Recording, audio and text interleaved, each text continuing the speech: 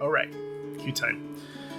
Well, I guess we have some time to kill, so if you wouldn't mind, I'd like to tell you a tale. My tale, specifically. My tale is a warrior of light, in a land flooded with it, and a warrior of darkness to bring it back from the brink. My tale is a resistance fighter, helping to wrest back territory from an imperialistic military with a history rooted in my fiercest foes. And my tale is an artisan, helping rebuild and house those displaced by a war that took hundreds of years to end. And finally, my tale is a human being in the year 2020 who really needed something to get me through one of the toughest years our world has seen. To quote someone special, ours is a long road, my friends. Keeping it all together and on track can be hard.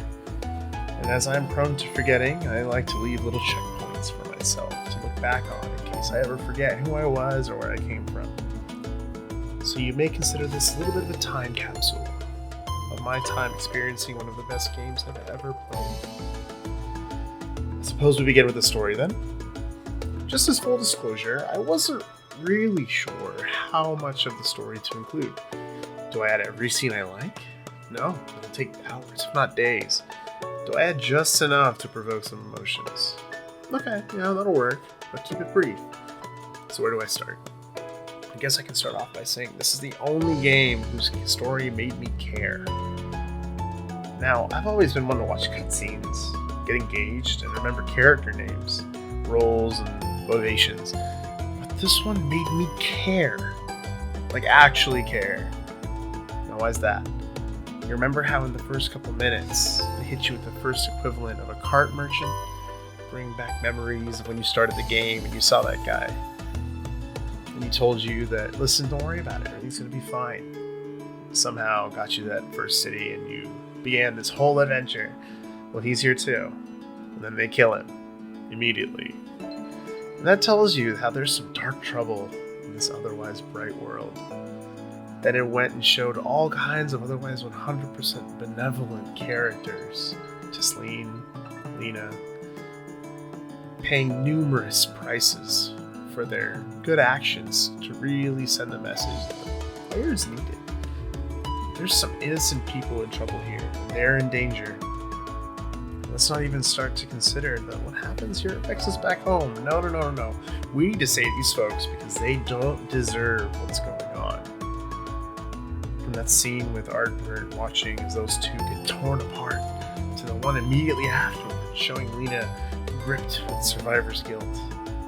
All of this after a Pyrrhic victory that you fought hard to win. The game pulled no punches to remind you that even though you're a main character, you're here for the NPCs, not the other way around.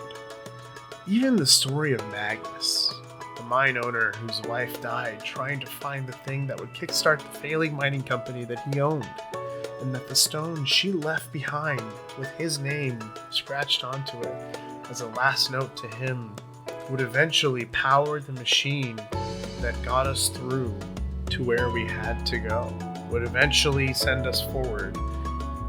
Even that moment was bittersweet since it was such an unfair trade from Magnus' point of view. Why did he have to suffer and pay the price of his family for a machine? That trend is one that is consistent for the rest of the damn game. Low highs and even lower lows all the way through to that sweet payoff at the end.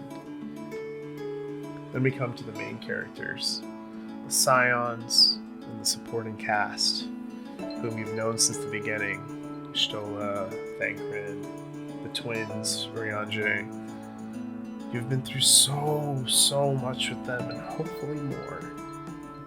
They added so much meaningful motivation to do what you have to do, and showed undying yet convincing support for your success.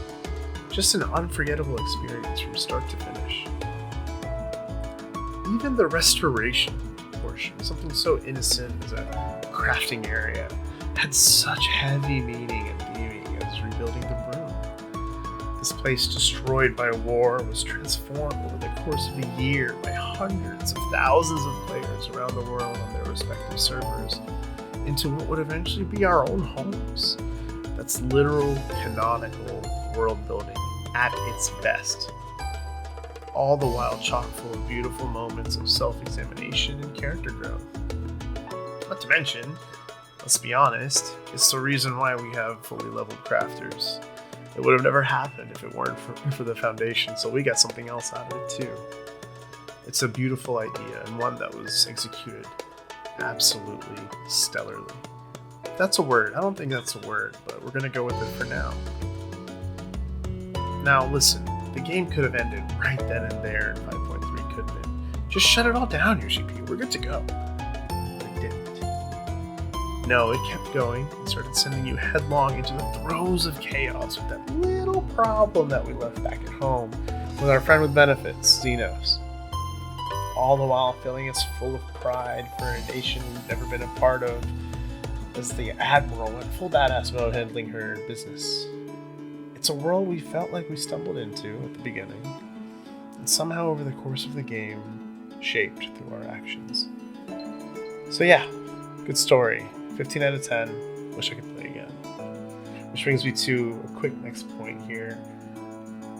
I've never been one to watch reaction content online, but this game is the first and hopefully the last which actually has me watching other people's playthroughs just so I can vicariously relive those moments when they realize the big plot point and they have that moment of just emotional overwhelming or just that big aha moment which really lights them up.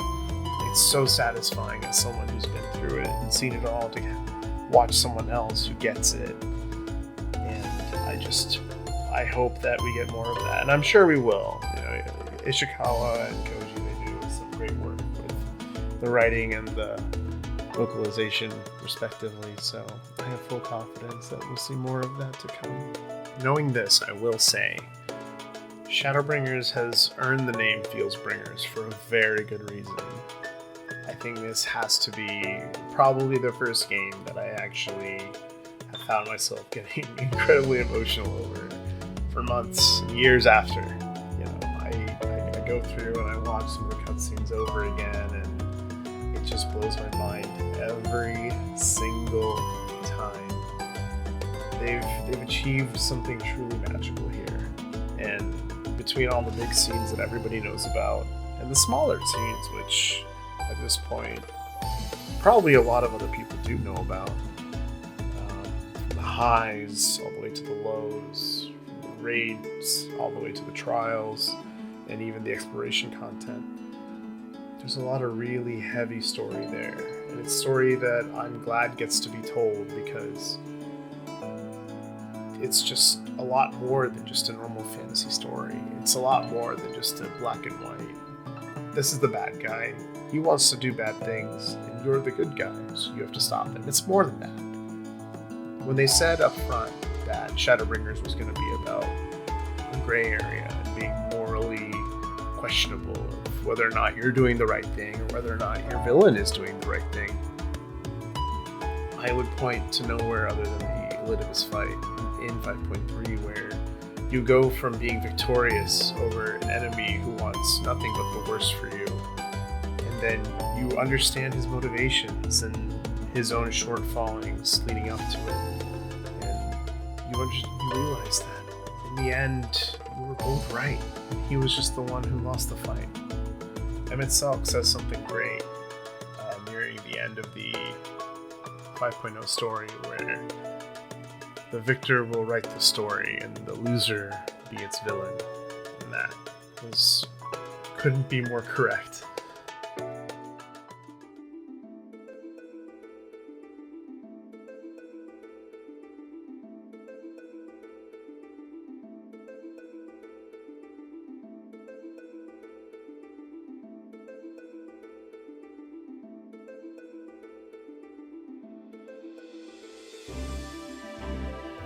Let's look back on some of what we did in the raiding scene. We finished Shadowbringers' main story pretty early on, but we thirsted to raid. We figured it wouldn't be too hard. How hard could it be? After all, we were mythic raiders in WoW. But how wrong we were as we collected vuln stacks and grave parses by the dozens. We took that L and stepped away for a while, didn't we? Our group imploded, and in a very catastrophic fashion at that. We barely cleared Titania and Innocence and only got to halfway on E1, the very first raid. After a hiatus, we decided to come back. Once more with feeling, we said. We found a group of folks willing to give it a shot. We tanked our way through from E5 all the way to E8. It wasn't perfect, but it was definitely prog. There was so much learning done over these few months, so many hard truths laid bare, and improvements followed soon after. All the old feelings of tanking raids and being a problem solver came back quickly as we progressed through the various challenges, setting us up for the last set. As the final tier came out, we hit the ground running, with a clean swap to ranged physical, Bard specifically. We finally felt at home, clearing our way through E9 with its wonderful dance, along with Tiles PvP and numerous strat and position changes, testing our versatility. Then on to E10, where we learned the concept of boss relative and orbs, which taught us to plan way in advance instead of just following one person around. Soon after, we pushed to E11, the test of being able to make adjustments to mechanics on the fly, along with a real DPS check for once. The time we spent finding ways to get our songs in check with all that downtime was some trial and error, but we nailed it eventually. Then finally, we landed on E12. At the very end, pushing all the way to Shiva, then to Titan Prog. I don't think I'll ever forget that Titan diagram for a long time. Then after nailing down statues and then lions, we made it to part 2, through to basic and advanced relativity. Even though we didn't clear the whole tier, the amount of confidence we gained was invaluable. It made the next goal wholly achievable. Now for trials, the meta achievement for the mounts was a doozy. You had all 7 mounts. Remember how we got lucky a couple times? Namely with Innocence and Emerald. 12 pulls total for those. The rest we dragged, kicking and screaming. The first was Titania with her 74 clears. The amount of times I saw puddles going unsoaked and people just ignoring mechanics for whatever reason, I can't even count it on 2 hands. 18 hands, 20 hands. But we did eventually get it. Then we moved on to Hades with around 53 pulls. Now this one wasn't too bad. This one, people generally knew what to do. It wasn't too rough. The only bad part were the meteors for tanks, which sometimes went unsoaked, which is a full light. Sometimes included their group, but other times generally worked out okay. The strats were simple. It was very easy. It was extremely outgeared.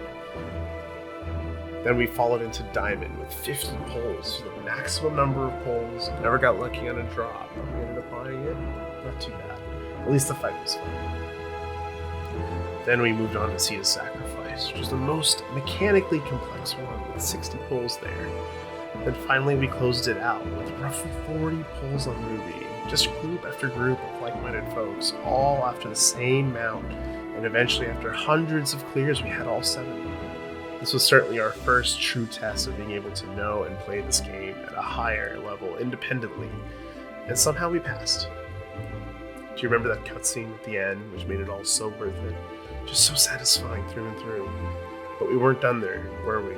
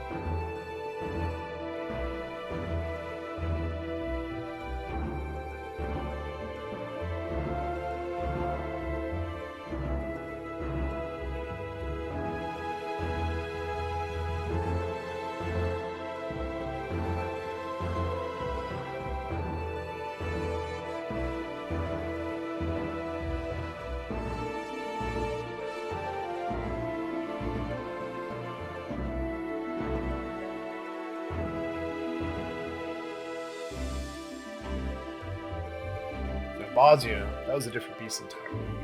At the beginning of the expansion, we decided to go into Eureka and try it out. We ended up pushing through all of Eureka within a week. That was crazy. And we loved it, didn't we? We had such a great time being social with the players and farming our way all the way out to the end of Hydados. What a beautiful zone Hydados was. And then we joined the BA Discord, and we got acquainted with some of the people running it, and we went through into BA, and we got our clear, we got our beautiful Osmo mount, one that we still ride every day. After that, we decided to go into Bosnia, because Bosnia had just come out, and it was this big exploration zone, the big one for the expansion, and the relic was the primary goal there. We dabbled a bit in it, but it just felt off. Something wasn't the same as Eureka, that same social feeling. So we decided to take a break. After a while, we came back. So some nerfs had gone in, and some more steps had been added. But this time, we were driven. We put together a little spreadsheet to track it, one that we were very, very proud of. And we had just knocked out about 9 weapons in just about a month. Admittedly, things had been nerfed by then, but still an exercise in setting a plan and achieving it. The number of blunders and victories were taxing at times, but in the end, the journey was worth it. Not to mention, as far as an homage to FF12, which we had also recently played, this hit the mark pretty well. All in all, this whole experience was great. It was one that I really desperately needed, because there were also some things in our life around that time which we needed a distraction from. And having something to really just pour ourselves into, to come out with something concrete at the end of the day, just felt so good. I'm really glad that we put in the effort when we did, because this was something that not only felt good to achieve at the time, but also needed to be done soon, considering how much of it was just good content. For context, this is a rough time for us out of the game. When Shadowbringers came out, things were pretty smooth, but as we dove back in, COVID had just started, leading to a rough few years for everybody. In this time, we needed anything we could get to take our minds off of things in an age of uncertainty. This experience was definitely a huge source of fun and inspiration, and most importantly, sanity, in a time when each was rarity. I'll close my love letter to Shadowbringers with this. To my future self, and to anyone else who's watching, I'm going to quote somebody who, frankly, I met during this expansion, and they ended up being a huge source of inspiration for me.